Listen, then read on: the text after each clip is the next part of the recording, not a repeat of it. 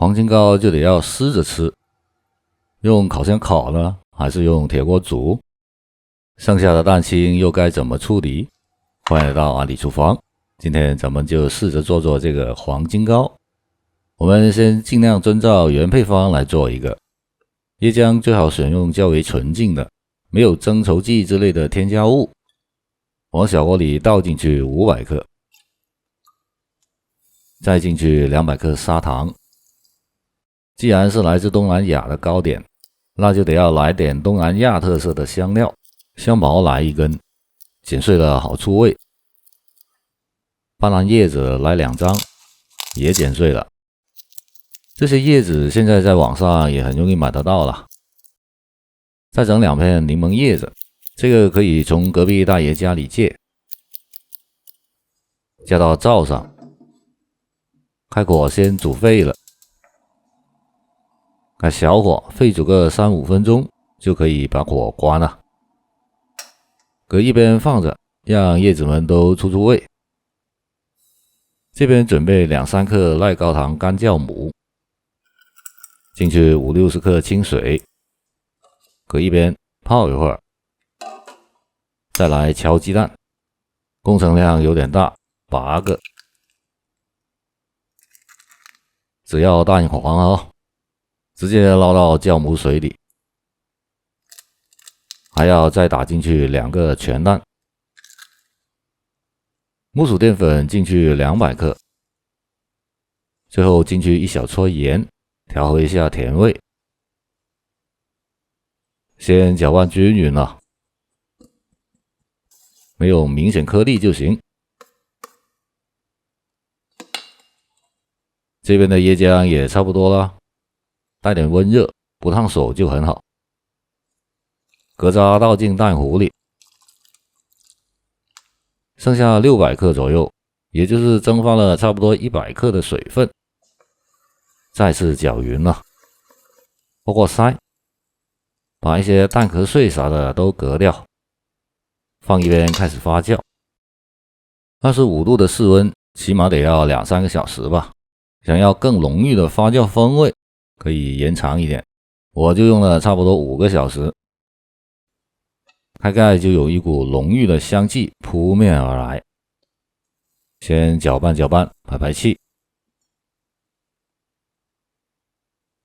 我用的是18×18×6的方形不锯，别的形状也没问题，用方形的就会比较容易分切嘛。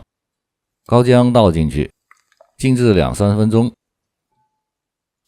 期间就把烤箱预热一下，在底下放个烤盘，尽量贴近下发热管，通过烤盘能让热力分散得更均匀。把上管关掉，下管调到最高温度230度。回过头来把高浆上的浮沫清理一下，不清理也行，但烤出来的表面会比较毛糙。送进预热好的烤箱，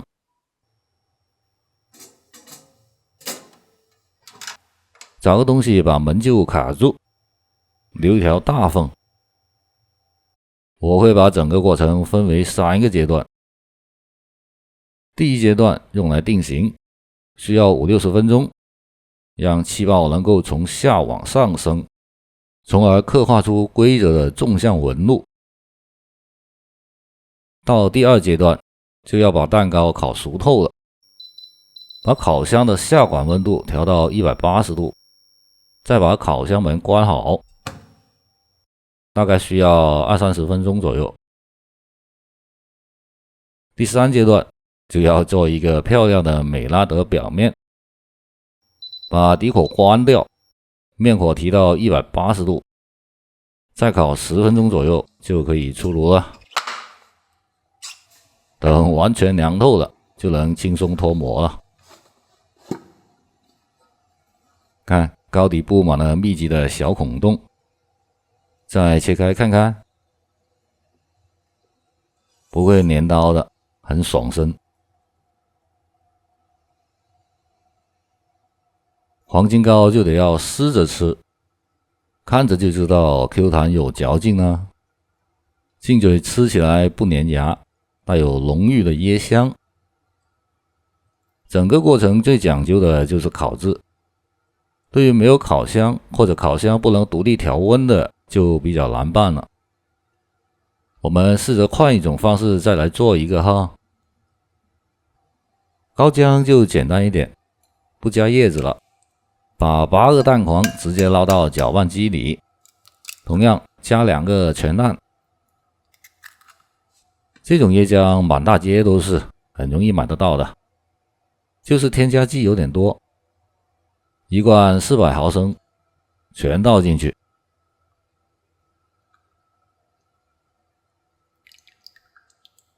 用50-60克水把罐子涮一下，别浪费了啊。进去2-3克赖高糖干酵母，200克木薯淀粉，200克砂糖，1小撮盐，上盖通电搅拌均匀就行了。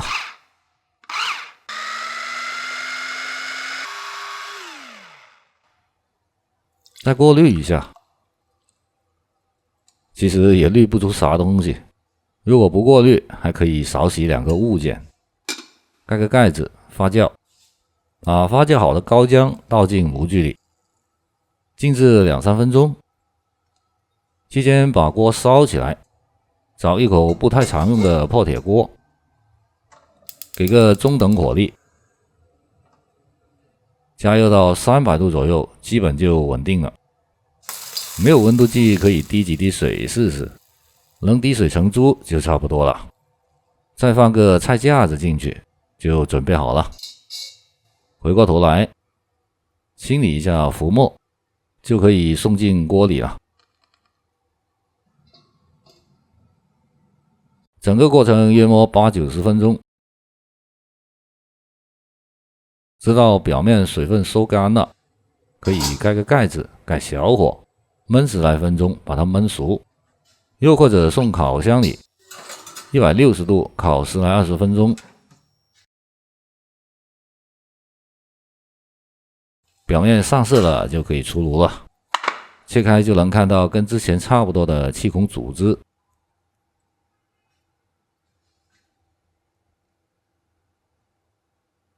同样也是可以湿着吃的，Q 弹有嚼劲，不粘牙。除了少了些叶子的香味，椰香气同样的浓郁，当然煎一下就会更好吃了。余下的蛋清可以装到冰格里冻起来，冷冻过的蛋白不管是酸碱度还是打发性能都不会有太大变化的。日常腌个肉、炒个饭、打个汤啥的，或者蒸个双皮奶、做个帕夫洛娃都能消耗掉。装到袋子里，按需取用就行了。我是阿里，谢谢您的观看，咱们下期再见。